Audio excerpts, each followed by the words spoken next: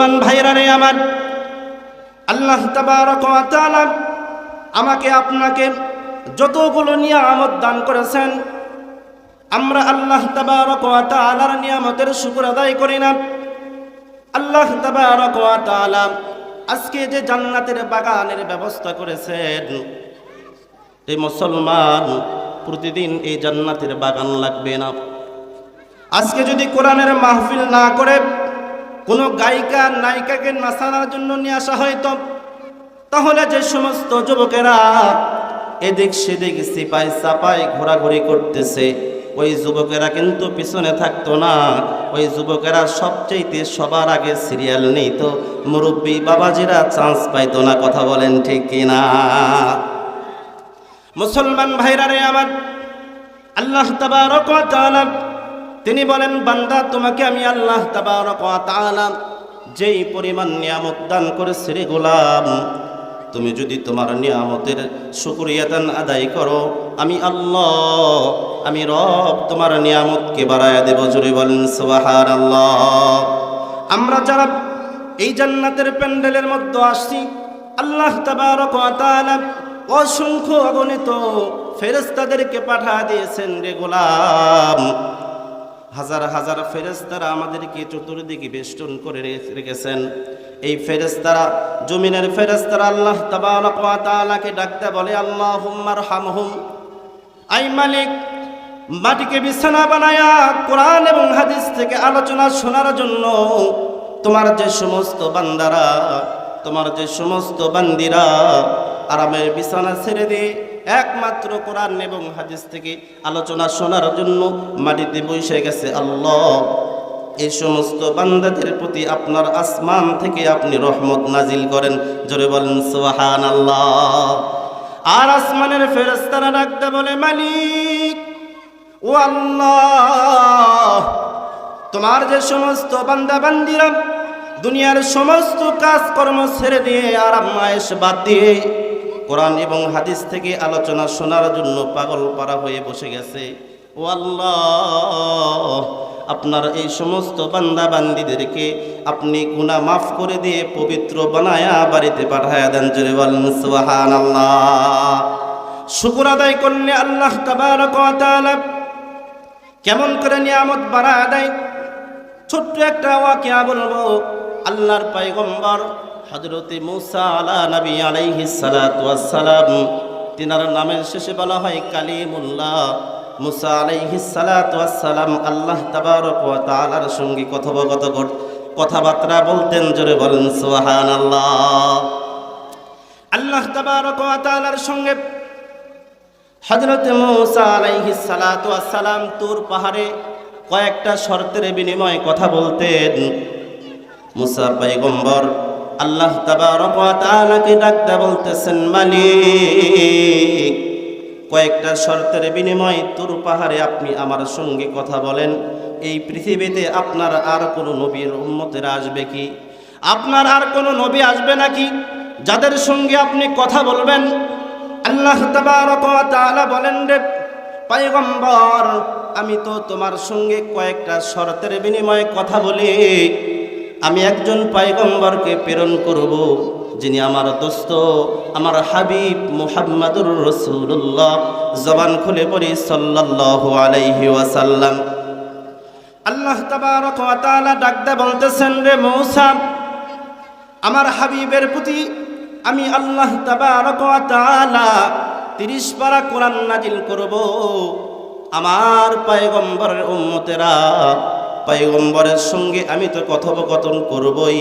আমার যদি পয়গম্বরের কোনো উম্মতি এই 30 পারা কোরআনুল হাকিমের একটা হরফ তেলাওয়াত করে যখন নামাজে দাঁড়ায়া যাবে, যখন বলবে আল্লাহু আকবার বলে যখন নামাজে দাঁড়ায়া যাবে, এরপরে যখন বলবে আলহামদুলিল্লাহি রাব্বিল আলামিন আর রহমানির রহিম মালিকি ইয়াউমিদ্দিন, বান্দা যখন কোরআনুল হাকিম তেলাওয়াত করবে, তারা শুধু তেলাওয়াতি করবে না, বরং আমার ওই হাবিবের উম্মতেরা আমি আল্লাহ তাবারক ওয়া তাআলার সঙ্গে কথা বলার জন্য কোনো শর্তের দরকার হবে না। পাক পবিত্র অবস্থায় নামাজে দাঁড়ায় যাবে আর আমার সঙ্গে আমার হাবিবের উম্মতেরা কথা বলবে। জোরে বলেন সুবহানাল্লাহ। আল্লাহর পয়গম্বর হযরত মুসা নবী আলাইহিস সালাতু ওয়াস সালাম আল্লাহ তাবারক ওয়া তাআলার সঙ্গে কথোপকথন করার জন্য তুর পাহাড়ে যাচ্ছিলেন। এমন সময় একজন বৃদ্ধ মহিলার সঙ্গে দেখা হয়ে যায়। আল্লাহর বান্দী মুসা আলাইহিস সালাতু ওয়াস সালামকে ডাক দেয়া বলতেছে, ও আল্লাহর পয়গম্বর মুসা, আমার মনে হইতেছে আপনি হয়তো তুর পাহাড়ে আল্লাহ তাবারক ওয়া তাআলার সঙ্গে কথোপকথন করার জন্য যাচ্ছেন।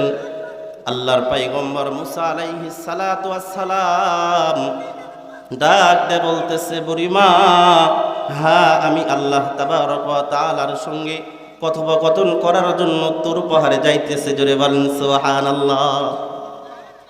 এবার আল্লাহর বান্দী বৃদ্ধ মহিলা ডাক দে বলতেছে, রে পয়গম্বর, আপনি তো আল্লাহ তাবারক ওয়া তাআলার সঙ্গে কথোপকথন করবেন, কিন্তু আল্লাহ তাবারক ওয়া তাআলার কাছে আপনার মাধ্যমে আমি আল্লাহ তাআলার কাছে একটা প্রশ্নের উত্তর চাই। আল্লাহ তাবারক ওয়া তাআলাকে আপনি আমার পক্ষ থেকে একটা প্রশ্ন করবেন। এই যে দেখতেছেন আমার শরীরের মধ্যে দামি কোনো জামা নাই, ওই যে দেখতেছেন একটা ঘর ঝুপড়ি ঘর, বৃষ্টি আসলে আমার ঘরের মধ্যে পানি পড়ে, আল্লাহ তাবারক ওয়া তাআলা কেন আমাকে ধন সম্পদ দান করে না?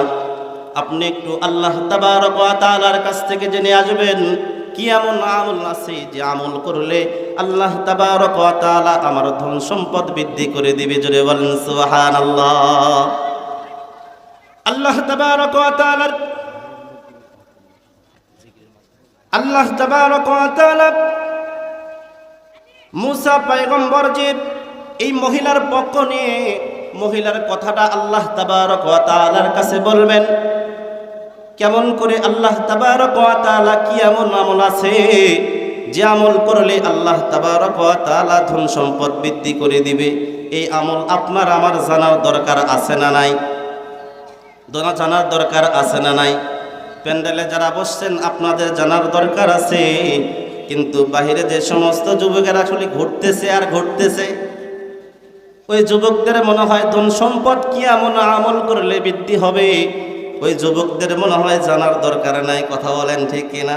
যুবকদের আছে দরকার, কারণ যুবকদের সামনে নতুন জীবন আছে। কথা বলেন ঠিক কিনা?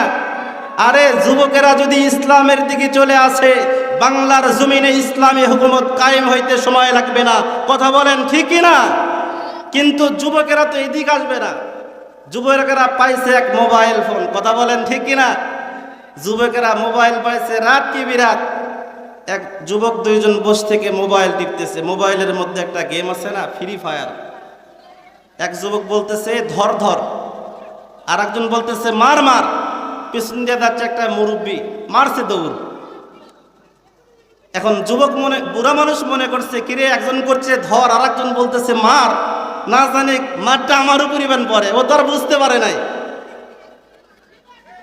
এখন দৌড় মারছে, যুবকেরা লাফদা খাড়া হয়েছে। খাড়া হওয়ার পর বলতেছে দাদা তুমি দৌড় মারলে কে? বলতেছে আরে কে যেন বলতেছে ধর, আর একজন বলতেছে মার, আমি জীবন বাঁচানোর ভয়ে দৌড় মারছি।